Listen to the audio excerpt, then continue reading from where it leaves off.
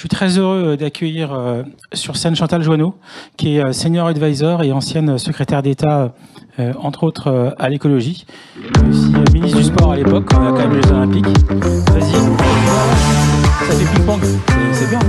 Tiens, voilà. Très bien. Merci d'être avec nous aujourd'hui. Bon, ça a été une journée très animée et on continue effectivement à échanger. Donc, tu as occupé un grand nombre de postes qui t'ont permis d'avoir une hauteur de vue sur tous ces sujets. Et puis, il y a déjà un certain nombre d'années. Donc, c'est intéressant de voir comment les choses ont évolué. Le premier retour que tu pourrais donner sur la manière, sur ce qui t'anime au quotidien maintenant chez Accenture, tous ces grands groupes qui vraiment commencent à accélérer concrètement pour aller, comme on l'a vu, chercher de l'impact, mais avec une pensée évidemment business, quoi. Merci d'avoir rappelé ma seniorité. Bonjour à toutes et à tous. Alors effectivement, j'ai passé quasiment toute ma carrière dans le monde public et dans le monde politique autour des questions de la transition écologique. Alors on appelle ça la transition écologique, mais ça a eu plein de noms différents par le passé. Et pourquoi être passé aujourd'hui chez Accenture, donc un grand groupe qui conseille la plupart des grandes entreprises? Tout simplement parce que il y a deux éléments. Le premier, c'est que côté politique, on a à peu près, je trouve, fait le tour des propositions qui peuvent être mises sur la table. Les propositions que l'on débat, que l'on négocie aujourd'hui, ça fait des années qu'elles existent et ça fait des années qu'on les connaît. Donc tout l'enjeu maintenant, c'est vraiment de les mettre en place, mais on ne trouve pas de choses radicalement nouvelles dans le débat politique. Et le deuxième aspect, mais moi qui m'intéresse vraiment le plus, c'est que on s'est beaucoup battu pour voter des objectifs, pour se mettre d'accord sur des objectifs. On s'est mis d'accord sur des objectifs, souvent d'ailleurs de manière assez consensuelle finalement. Mais on est incapable, dans bien des cas, alors pas dans tous les cas, la France est plutôt exemplaire, mais dans bien des cas, on n'est pas capable d'avoir la bonne feuille de route pour les délivrer. C'est vrai à l'échelle des États, c'est vrai à l'échelle des entreprises. Quand on regarde le nombre d'États et le nombre d'entreprises qui sont sur la bonne trajectoire pour être au fameux net zéro, c'est vraiment une toute petite minorité de ceux qui ont pris des engagements pour le climat. Et donc le plus intéressant pour moi, c'est vraiment aujourd'hui de travailler sur la feuille de route. Et pour ça, les compétences, honnêtement, sont plutôt dans le domaine privé. Je trouve que le dynamisme est plutôt dans le domaine privé. Puis les entreprises ont une capacité d'influence sur la société, de définition de modèles de société qui est énorme. Enfin, le pouvoir des entreprises, elles ont un rôle quasiment politique. Alors, ce qui est assez intéressant, effectivement, par rapport à d'autres transformations autour de révolutions industrielles, ferroviaires et autres, c'est que là, on voit que les gouvernances se sont positionnées très tôt. Elles ont émis beaucoup de recommandations et on voit bien que maintenant, la charge de la responsabilité, elle est côté secteur privé. Et c'est là où maintenant, ils commencent à bouger et c'est vraiment de leur côté qui vont pouvoir faire bouger les choses, quoi. L'État va juste encourager et souligner, mais il faut que les grands groupes bougent, parce que c'est eux qui produisent les émissions et ainsi de suite. Oui, alors l'État, je pense qu'il a vraiment il a plein de rôles. Il est quand même d'abord un facilitateur. C'est-à-dire que quand l'État finance des innovations qui sinon ne trouveraient pas nécessairement de financement, c'est vraiment son rôle. Quand il fait par exemple les sites clés en main comme à Dunkerque, ça c'est vraiment aussi quelque chose d'assez efficace. Son rôle aussi, je pense, c'est alors de donner la stratégie et de définir les fondamentaux. Je vais juste vous donner un exemple qui pour moi est vraiment déterminant. C'était la semaine dernière, aux États-Unis, Joe Biden a créé un conseil fédéral pour la résilience des supply chains. Ils ont identifié un certain nombre de secteurs stratégiques pour les États-Unis. Donc il y a la défense, il y a la santé, il y a l'énergie. Et dans ces secteurs stratégiques, ils vont mener déjà pendant 1 an une étude auprès des fournisseurs les plus importants pour vérifier si les chaînes d'approvisionnement sont résilientes au sein des États-Unis, mais aussi potentiellement avec leurs partenaires internationaux. Et ça, c'est le rôle de l'État. C'est-à-dire que le rôle de l'État aujourd'hui, de dire dans un certain nombre de secteurs stratégiques, on va faire en sorte que on puisse disposer des ressources stratégiques. Alors ça peut être l'énergie, ça peut être les semi-conducteurs, ça peut être les critical minerals, tout ça, mais c'est vraiment le rôle des États. Et puis, il y a les entreprises. Alors, on a complètement explosé les questions que tu souhaitais me poser, ça je le sais. Il n'y a pas de problème. Mais vraiment, cette annonce de la semaine dernière, pour moi, elle a vraiment fait tilt et elle résonne avec quelque chose qui doit préoccuper les entreprises aujourd'hui, qui est, est-ce que dans 10 ans, compte tenu des évolutions et climatiques et de la biodiversité, des évolutions sur les ressources, on a parlé de l'eau tout à l'heure, c'est un sujet absolument majeur. Compte tenu de ça et des enjeux géopolitiques, est-ce qu'on sera encore là?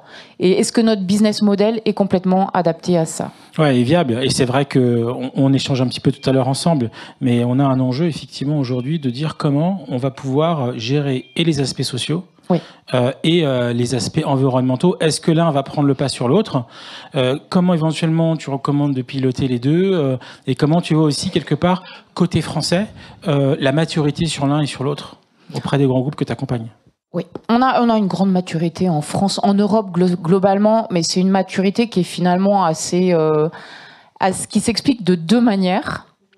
On va être l'un des continents les plus touchés par le réchauffement climatique. Et c'est pas du tout ce qu'on avait anticipé, pas du tout. Les projections de réchauffement climatique, si tous les États tiennent les engagements qu'ils ont pris à la COP de Paris, c'est grosso modo +3 à l'échelle mondiale. +4 en France, c'est monumental, c'est monstrueux. Donc, il y a une prise de conscience. Et puis aussi, on est dans un continent, l'Europe, qui n'a pas de ressources. Donc, on est bien obligé d'anticiper ça. La conciliation entre le social et l'écologie, c'est un débat aussi qui a été très vite posé. On avait posé un principe dans le cadre du Grenelle de l'environnement. Alors, ça date, c'est 2007. Vous n'étiez pas tous là.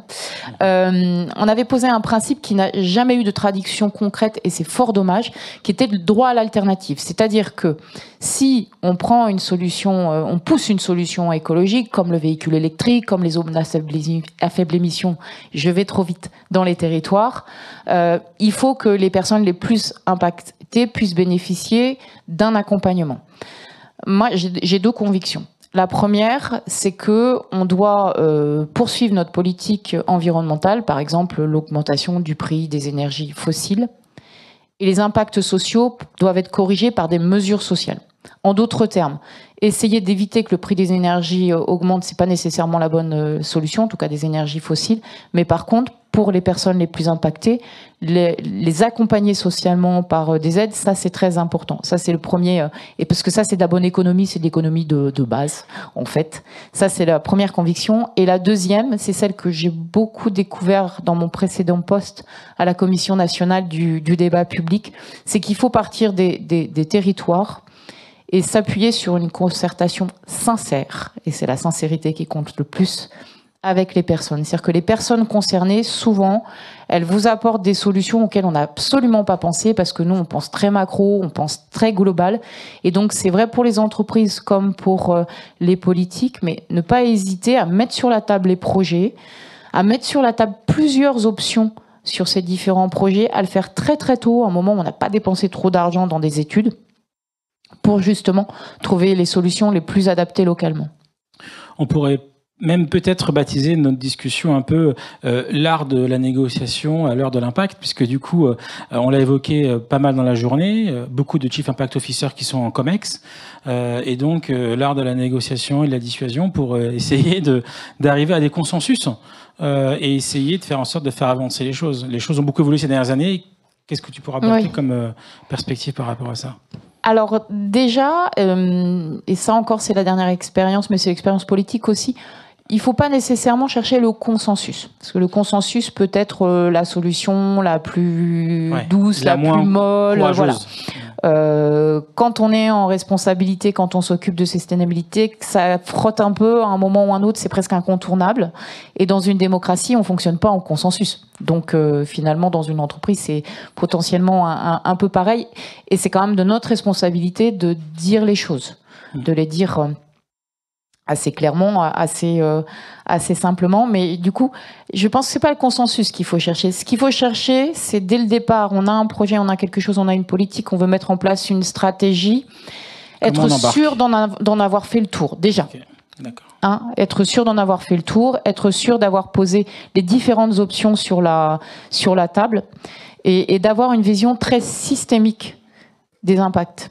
Ça, l'impact, la nécessité d'avoir une vision systémique, c'est un petit peu ce que le gouvernement essaye de faire avec le secrétaire général à la planification écologique.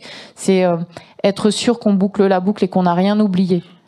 Par exemple, aujourd'hui, tout le monde veut utiliser de la biomasse, mais il y a un moment où ça colle pas quand on voit que nos forêts sont en train de dépérir. Bien sûr. Du coup, effectivement, pour conclure sur l'évolution du couple secteur public, secteur privé sur cette transition, comment créer encore plus de synergie dans les prochains mois? Quelle est ta perspective par rapport à ça? On voit bien, je ne sais pas si vous avez tous suivi, parce que vous connaissez ça par cœur, les 50 sites industriels qui se sont engagés pour la décarbonation, mais vous avez l'enjeu de l'eau qui a été très bien évoqué tout à l'heure et qui est absolument majeur comme l'enjeu de l'agriculture. Non mais c'est quand même le grand défi à venir et politiquement le plus difficile. Donc, si personne n'y va, c'est que là, pour le coup, ça frotte vraiment sur ces enjeux. Pardon, je suis désolée. Sur ces dossiers, on voit très très bien que ça fonctionne par cluster. C'est-à-dire que ce qui marche bien, c'est effectivement ces fameux clusters où on va avoir une alliance entre le public, le privé, grande entreprise, petite entreprise, industrie service. C'est vraiment ça qui marche aujourd'hui. Et c'est quelque chose qu'on est en train de commencer à expérimenter, à découvrir, parce que ça suppose un cadre assez strict pour qu'il y ait de la confiance entre les différents acteurs, pour partager des données, pour partager des réseaux, ce qui est un des grands enjeux de la transition, c'est le partage des réseaux. Donc ça, c'est le rôle effectivement public-privé. Je crois énormément que la transition se jouera sur les territoires. Énormément. On en a. Il y a une échelle globale, mais il y a une échelle extrêmement territoriale sur la transition, qui est quelque chose qu'on n'aime pas trop en France, parce qu'on reste un pays extrêmement centralisé, extrêmement centralisateur, qui a toujours eu très peur des territoires.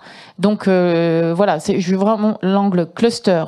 Celui que j'ai évoqué au tout début, l'État, il doit quand même facilitateur et se préoccuper des enjeux extrêmement stratégiques d'avenir. La question, je reviens parce que c'est un peu mon dada là, sur la question de l'eau. Il y a le World Resources Institute qui a publié déjà des prospectives sur la question de l'eau à l'échelle internationale. C'est-à-dire tout le monde doit se saisir de ça, quoi. C'est clair. Pour conclure, un point de focus pour 2024 que tu recommandes à notre audience? Le point de focus 2024 que je recommanderais, il y a deux sujets qui vont être extrêmement intéressants. La feuille de route énergétique en France et en Europe. Tout va se jouer l'année prochaine. On va vraiment voir si on est capable d'atteindre les objectifs qu'on s'est fixés pour 2050. Ça peut vous paraître loin.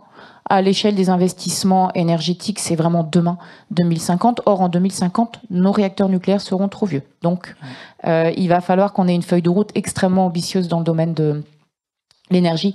Et le deuxième sujet auquel je crois énormément, mais vraiment énormément, c'est celui que j'ai évoqué au départ, c'est penser adaptation, résilience dans toutes les organisations. Enfin, préparez-vous à quelque chose qui est maintenant totalement inévitable, et ça permettra d'aller sur la stratégie de l'entreprise. Ça permettra de remonter très très haut dans la chaîne de réflexion des entreprises. Merci beaucoup Chantal Jouanneau pour votre temps et votre témoignage. Merci beaucoup.